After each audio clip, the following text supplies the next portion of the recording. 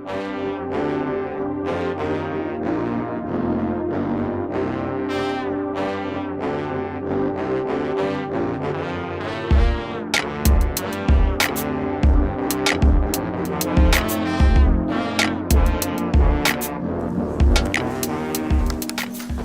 welcome again, everybody. Thank you for being here. Yay!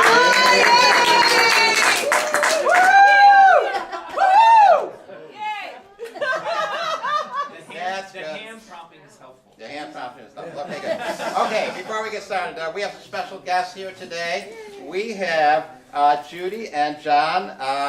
It's Halleck, right? Yeah. Same last name. Okay, Judy and John Halleck, who are Reverend Kelly's parents. Oh, wow. And so they are from the Las Vegas area. They were at the Las Vegas Sunday service. They saw me take my clothes off. So, welcome back. I say, Lynn says That welcome didn't too. scare them away. So Say there. hi. What's that? Lynn said hi. Lynn said hi. Lynn said hi. Okay, that didn't scare them away. They're still here. So I also want to welcome everybody who is watching on YouTube. Thank you for watching us. We're always grateful. We love to see those views.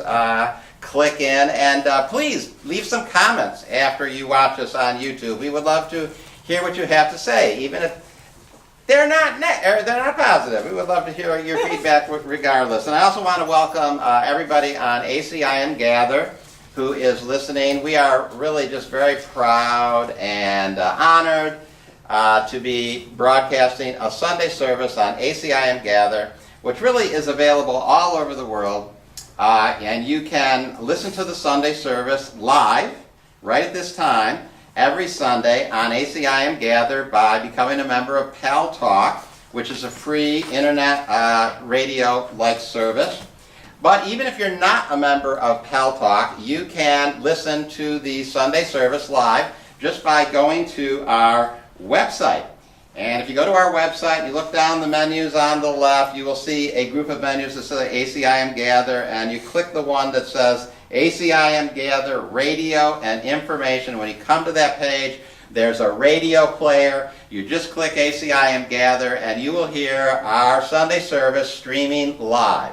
So really, we are reaching a much larger audience. And actually, it's got a nice attendance here today. I'm happy to see that, but we are reaching a much larger audience than our audience here in San Francisco. So welcome everybody, thank you so much. Okay, last month when I spoke on October 2nd, I spoke of the challenge of growth. And I'm speaking on a related topic today. I'm speaking about the challenge of change. And obviously they are related because growth is always some kind of change. And I'm going to start actually with one of the same quotations that I used a month ago when I spoke. Many stand guard over their ideas because they want to protect their thought systems as they are, and learning means change. Change is always fearful to the separated ones because they cannot conceive it as a change towards healing the separation. So any learning that we have is always going to entail some kind of change. And change is usually perceived as fearful. That all of us who have in some way bought into this idea of separation see change in a fearful way. But learning is going to be all about change, and so we have to learn how to embrace change and really see change always as a means towards healing the separation that we have, because of whatever insane reason, believed to be the truth. The truth is there is no separation. It is always an insane idea, but we have believed it. We need to change that belief. The changes that we have to make in mind to change that belief are going to be reflected as changes in external situations sometimes. And we have to be able to handle that. We have to be able to embrace the change and the challenge of change. Course in Miracles says some of your greatest advances you have judged as failures, and some of your deepest retreats you have evaluated as success. And so this is something that has been up for me because we've got some changes going on and some growth going on here at Community Miracle Center. And it's easy to misjudge some of those things and to actually think of them as retreats or to think of them as even mistakes or as failures of some kind. And so it's a challenge not to do that. It's a challenge to keep the positive perspective and to understand that the change is really a positive thing. Reverend Kelly a couple of weeks ago gave a talk talking about the development of trust and the certain stages that we go through as we develop trust. If those of you who are familiar with A Course in Miracles know this is a very provocative and challenging section that exists in the teacher's manual, and it talks about the 6 different stages that a teacher of God goes through in his process of realizing oneness and realizing he is a holy child of God. And the interesting thing about these 6 stages, I think that 5 of them are described rather negative, or rather challenging, or rather painful. That's the bad news. But that's just the truth, that sometimes as we go through our growth and our learning, we are going to be challenged. And that challenge sometimes entails us pushing through some things. This is actually the second stage that a teacher of God goes through. And Reverend Kelly, I believe, talked about this when she spoke a couple weeks ago. It says, next, the teacher of God must go through a period of sorting out. This is always somewhat difficult because having learned that the changes in life are always helpful, I'll repeat that, the changes in life are always helpful, he must now decide all things on the basis of whether they increase the helpfulness or hamper it. He will find that many, if not most of the things he valued before will merely hinder his ability to transfer what he has learned to new situations as they arise. So we always have to be really careful about the things that we have put value on. They may have been valuable in our past, but they are not necessarily going to be valuable as we progress. And we always have to be willing to look at that, to challenge that. And growth and change entails us looking at those things that we have valued and challenging them and seeing if maybe now they're really just hindering us and they are things that we need to let go of. So the challenge here for us at Community Miracle Center, and a few of you know this, but not many know this, so here I am going public with it, is we may not be in this space for that much longer. That we are looking at letting go of this space and moving to a different space. And actually our longtime member and board member, Reverend Rudy Colombini, has a meeting space that we could actually use that he is willing to donate to us. Wow. Okay, so got to understand that we pay almost $3,000 a month to maintain this space and the office space. And we have done it, and we have managed that, and it's been an amazing thing, and we've been very, very grateful for the way that has manifested and has come about, and we have valued this space tremendously. But it is seeming like we are getting to the place where many of the things that we have valued in the past really are becoming hindrances. They are things that are actually preventing us from doing the work that the Holy Spirit really has for us to do. We are a small local ministry. We don't really need this huge space. We don't utilize this huge space for most of the week. We rent it out here and there, not all that often. Mostly it's just here vacant. We are in an extremely high rent corridor.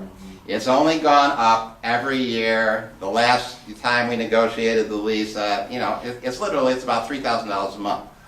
And that has become a burden. That has become a hindrance. As you see, we're now broadcasting on ACI and Gather. We're now doing YouTube. We have the local congregation, but we have this worldwide thing that we're also doing. And we don't literally need to use all of our resources in order to pay a high rent when we could actually use those resources to maximize who we reach through the technology, through the internet, through ACI and Gather, through YouTube, and through a whole slew of other social media type things and conferencing type things, that the work of the Community Miracle Center is large and isn't really focused on this local organization, though it is, but it's part of a larger whole. So we are looking at that. Actually, on Tuesday, Reverend Kelly and I, with Reverend Rudy, will go look at these spaces that he has for us. He also has an office space that we could use for offices that he is willing to work out a very wonderful deal with us for. So, I mean, it really could literally save us a vast amount of resources that we then could use for other things. And it's change. And change is challenging. And it's challenging for me. And it's challenging for Reverend Kelly. And I will admit that there have been times that Reverend Kelly and I have both been in tears about the changes and the challenges that it is, and how it's letting go of some ideas that we had and some plans that we had, and now shifting to make different plans. The Course says, because he has valued what is really valueless, like a physical space, he will not generalize the lesson for fear of loss and sacrifice. It takes great learning to understand that all things, events, encounters, and circumstances, changes, are helpful. It is only to the extent to which they are helpful that any degree of reality should be accorded them in this world of illusion. The word value can apply to nothing else. So all of these things, these events, these encounters, these circumstances, these changes, especially when Spirit guided, are helpful, especially if we use the Holy Spirit in order to interpret that, and use the Holy Spirit in order to give us the new perception of those things. We have to be able to see the changelessness in the midst of all the changes that may be going on an external surface level. Of course, the Miracle says, and you will see the love beyond the hate, the constancy in change, the pure in sin, and only heaven's blessing on the world. So that's the challenge for us here in the management positions and the leadership positions of Community Miracle Center. And it's also a challenge, I think, that I'm throwing out there for all of you in the congregation. See the constancy, see the unchanging in the midst of all these changes that are probably going to be happening to us in the coming future. Always focus in on the constancy of the message, the constancy of the community, the constancy of the love and the oneness that we all have for each other, because that's not going to change. Physical locations may change, but our community, and remember, it's a much larger community because it's an internet community, a worldwide internet community, that is not going to change, and our desire and our hope, and actually our belief, is that's only going to grow as time goes on. So see the constancy in the change. All things work together for good. There are no exceptions except in the ego's judgment. Control is a central factor in what the ego permits into consciousness, and one in which devotes its maximum vigilance. So the ego tries to control things, and basically it tries to control things so that they won't change. We try to control things so that they won't change, and I felt, my whole process trying to control everything here so that this change wouldn't happen, until I really got that there was actually no way that it could be avoided. I mean, at some point you realize it's bigger than you, and it's bigger than your ability to even metaphysically manipulate it. So there is some point when you got to realize, I'm standing in the way of something. I'm standing in the way of something that really is working together for our good. Basically, I'm standing in the way of our good by exerting all this vigilance to get things to stay as they are. You know, and for me, I've been here 30 years. And, 30 years is a long time. And I got a lot of, baggage about being here. I got a lot of baggage about, isn't it great I can walk to work? I just live a couple of blocks here. And where we might be meeting is not walkable for me. But, so later. So during the question and answer, we can go there. You're 2 steps ahead of us. So I just have to focus in and just stay focused in the fact that all changes work together for good. The Course says changes are required in the minds of God's teachers. This may or may not involve changes in the external situation. Remember that no one is where he is by accident, and chance plays no part in God's plan. So what we always have to do is to change our minds, and this may or may not involve changes that happen in the external situation. So I have to change my mind, to change our minds about what it is and what it means to be Community Miracle Center, and really just open up. Community Miracle Center is such a larger thing than this space at 2269 Market Street. This is such a small fraction of what Community Miracle Center does, and it could do it just as well with any other set of numbers and names. So that is the change of mind that I have to have as we come to this, branch in the road. It's a branch where we have to, decide which way we're going to go. And that we could just stand at this branch and not decide, but then we're going to go nowhere. So we need to go somewhere, we need to progress, we need to take the branch. Now, as I said, this is a very challenging thing for me. And as I am always willing to talk about, I am one of those people who has psychological challenges, mental health challenges, and the stress and the anxiety over things like this trigger some of those issues for me. And it has been a challenge. It has been a difficult thing. And I have gotten a tremendous amount of support, and actually I'm feeling pretty good about it, but I will not, deceive people and say that this hasn't been difficult. Difficult in the way of it triggering my psychological issues. It indeed has been very, very difficult. But I am working through it, and actually I'm a pro at going through these things. Because I've been doing it my whole adult life. So it's not startling anymore. It's just part of what's so for Reverend Tony Ponticello. But I could use some prayers. I use all your prayers. Don't stop praying for me. I do this other mental health discipline. I do this mental health discipline, which is called Recovery International. I've talked about it from time to time. I don't think I've talked about it too much lately. But I've been doing it for 40 years. And one of the little memes, one of the little thoughts that it tells you is, nervous people don't like change. And so I just want you to remember that, so that you're not startled by it. So anytime change comes up in your life, it's ridiculous to think you're just going to like it. Nervous people don't like change.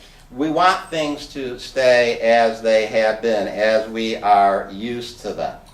And that, is mirrored all throughout A Course in Miracles in many of the quotes that I've already said.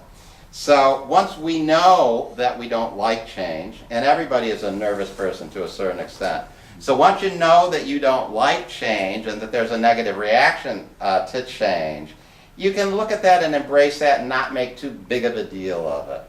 So I know that all of you out there, there's part of you that aren't going to like the change. And you just know that and accept that and just hang out with it. It's just part of what's so. And even if the change brings you into a real state of fear about some things, remember, Course in Miracles, one of my favorite lines, because fear is a big issue with me. It says, yet God can bring you there if you are willing to follow the Holy Spirit through seeming terror, trusting Him not to abandon you and leave you there, for it is not His purpose to frighten you, but only yours. You are severely tempted to abandon Him at the outside ring of fear, but He would lead you safely through and far beyond. So, when we follow guidance, it isn't always just this rosy path, as I said, and Reverend Kelly talked about a couple weeks ago. In the stages of development, 5 of the 6 are described rather negatively, that they're challenging. But if we follow the Holy Spirit's guidance, we walk through those, and then we end up someplace higher. We end up someplace broader. We end up someplace more powerful. We end up someplace more useful, more fulfilling, more transcendent, more glorious. But we don't go there by always playing it safe and seeing what we can do to avoid change. We're going to be challenged. Many might not like the new space. The parking may be more of an issue, though we're working on how to make that work a little bit differently. The commute will be different for people. I mean, actually, for some people, it'll probably be a better commute. Who knows? But for those used to coming here, the commute will be a different thing to do. But it's a challenge that we need to embrace. And so what I'm just going to finish with and ask all of you, especially here in the local connection, the local community, is to see the constancy in the midst of this change. And know that the love in the community is what's important and is what's there. Stay connected, stay in that constancy, stay in that love and community, stay in the miracle, meet this challenge of growth, meet this challenge of change, and we will be moving through to newer and greater heights and newer and greater and broader service and more love and more relationship and more unity in relationship. That's a shout out to Reverend Roxy. And all of you ACOL people. Because that's what Community Miracles Center is. And we intend to stand strong through these changes, and I know you'll stand strong with us. Thank you very much. That's my talk.